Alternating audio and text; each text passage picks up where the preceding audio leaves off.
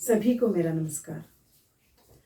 मैं करुणा लक्ष्मी केएस साईं बाबा उपन्यास की पठन श्रृंखला में आप सभी का हार्दिक स्वागत करती हूँ।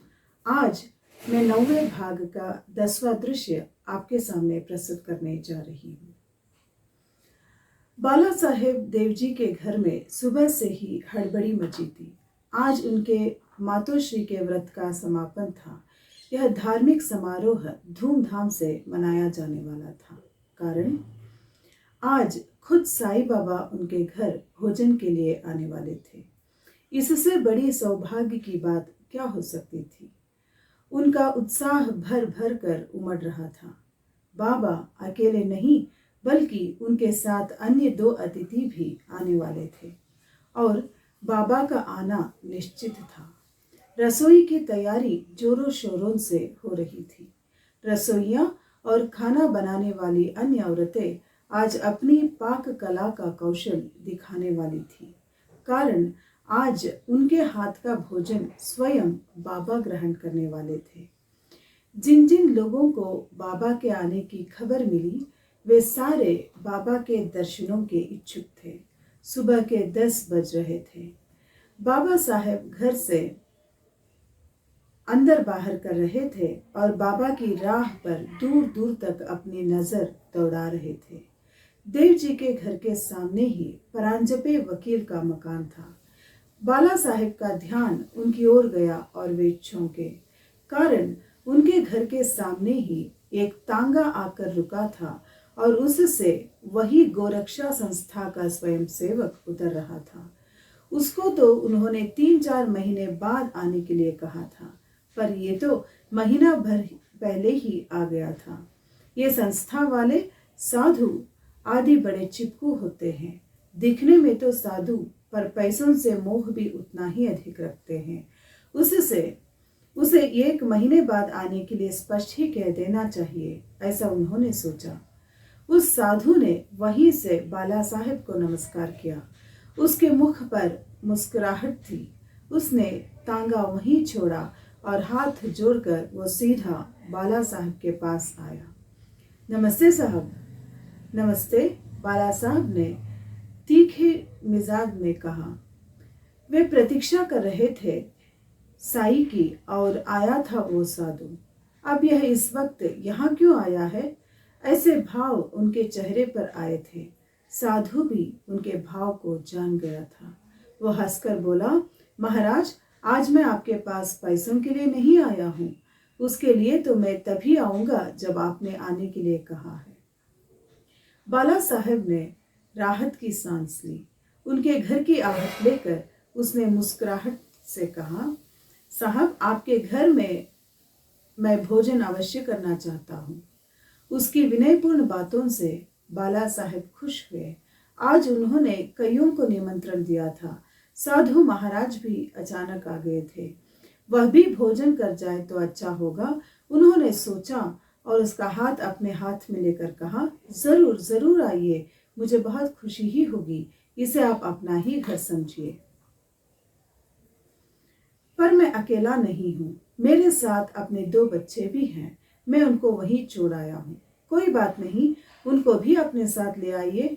जी बिल्कुल। आप कहाँ ठहरे हैं? आप बता दीजिए, भोजन तैयार होते ही मैं किसी को आपको लिवाने भेज दूंगा। नहीं नहीं, इसकी आवश्यकता नहीं है, हम तीनों आ जाएंगे, आप बस समय बता दीजिए, उसने मधुर वाणी में कहा। ठीक है, आप ठीक 12 बजे आ जाइए और अपने बच्चों को भी ले आइए। जी जी, हम तीनों आ जाएंगे। अच्छा जी, नमस्कार। साधु महाराज चले गए। बाला साहब को उनका आना शुभ शकुन ही लगा। 12 बज गए। भोजन बनकर तैयार हो गया था। साधु महाराज अन्य दोनों के साथ चल पड़ा। ब्राह्मणों को भोजन परोसा गया। यजमान ने अपने परिवार सहित आए साधु महाराज को परोसा। तीनों ने संतोष से भोजन किया। भोजन के बाद सुगंधित जल प्राशन किया गया। मुख शुद्धि हुई। बाला साहेब ने अतिथियों का यथा योग्य आदर सम्मान किया। सभी प्रसन्न मन से अपने घर लौटे।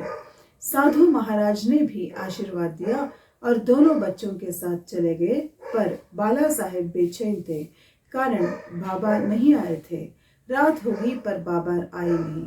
सारा परिवार निराश हुआ। दूसरे ही दिन बाला साहब ने बापू साहब को पत्र लिखा। बाबा ने ऐसा क्यों किया? उन्होंने उड़ानों आने की बात निश्चय पूर्वक कही थी ना? आप भी आने वाले थे। जानता था कि बाबा कभी असत्य नहीं कहते।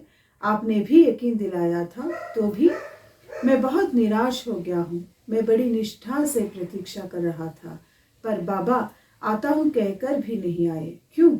मेरी समझ में नहीं आ रहा है। मैं शिरडी नहीं आ सकता। मैंने अपनी विवशता लिखी थी, पर आप लोग आएंगे वह जानकर मैं खुद को सौभाग्यशाली समझ रहा था। आप किसी भी बहाने किसी भी रूप में आएंगे ऐसा मैंने सोचा था, पर ऐसा कुछ नहीं हुआ। मुझे आश्चर्य है। बापू साहब जोग ने बाबा से कहा कि मैं आपको बाला साहब का पत्र पढ़कर सुनाता हूँ, पर बाबा ने मना करते हुए कहा, रुको बापू, मत पढ़ो। मैंने पढ़ लिया है वो पत्र। उसे उत्तर में लिखो कि मैं आया तो था, पर उसने मुझे पहचाना नहीं। फिर उसने मुझे बुलाया ही क्यों? माना कि मैं भौतिक दृष्टि से यहाँ से हिला तक नहीं, पर मैंने समापन का भोजन अवश्य किया है।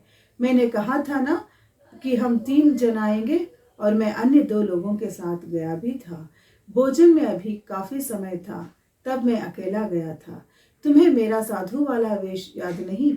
मैं जब पहले गया था तब मैं अकेला गया था, अकेला। तो तुम्हें मुझे देखकर गुस्सा आया था। तुम्हें लगा था कि मैं पैसे मांगने आया हूँ, और मैंने तुम्हारी शंका दूर भी कर दी थी। मैं अन्य 2 लोगों को लेकर भोजन के लिए आऊंगा कहकर मैं गया, और ठीक भोजन के समय हम 3 लोग आए थे और भोजन भी किया था। मैंने अपने वचन की रक्षा के लिए अपने प्राण भी त्याग सकता हूँ, पर कभी असत्य नहीं कहूंगा मैं। बाबा का स्पष्टीकरण सुनकर जोग जी खुश हुए। उन्हें बाबा के सर्वगामी होने की प्रतीति हुई। जोग जी ने बाबा का कथन सविस्तार पत्र में लिखकर वो पत्र उड़ानों भेज दिया। पत्र पढ़ते ही बाला साहेब की आंखों से आंसू बहने लगे। वे पश्चाताप से जलने लगे और कहा, मेरा धिक्कार है, मैंने साई को दोष दिया। बाबा की महिमा अगाध है, मैं सब जानता हूँ। मेरे इस अभिमान का धिक्कार है, पर साधु महाराज बाबा ही है, यह मैं कैसे समझ पाता? कारण बाबा को निमंत्रण देने से पहले ही मैं उसे जानता था, और उसका उद्देश्य निधि इकट्ठा करना है, यह मैं जानता था, और इसलिए मैं उसे 3-4 महीने बाद आने को भी कहा था। पर वही साधु भोजन की बात करता है और खाकर भी चला जाता है। तब मैं कैसे समझूं कि वो बाबा का ही रूप है? हाँ, पर बाबा ने कहा था कि वे 3 जन आएंगे, और वही बात मेरे दिमाग से उतर गई। निमंत्रण के बाद अगर इस साधु से मेरी पहली मुलाकात होती तो मैं इतना हड़बड़ाता नहीं, पर वो तो गोरक्षा हेतु आर्थिक सहायता लेने आया था, और उसके बाद ही मैंने बाबा को निमंत्रण भेजा था। इसलिए यह सारा प्रसंग घटित हुआ। यदि कोई अनजान 2 लोगों को लेकर आ जाता, भोजन करता, तो मैं यकीनन उसे साई समझ लेता। पर अब पछताने से क्या होगा? साई लीला अतर्क्य है, यही सच है। चिंतामणि इच्छित वस्तु देता है, कल्प वृक्ष मनोकामना भी पूरी करता है, कामधेनु इच्छित पदार्थ देती है, पर अकल्पनीय कर दिखाते हैं, देते हैं। हमें सजग रहना चाहिए। सभी को धन्यवाद।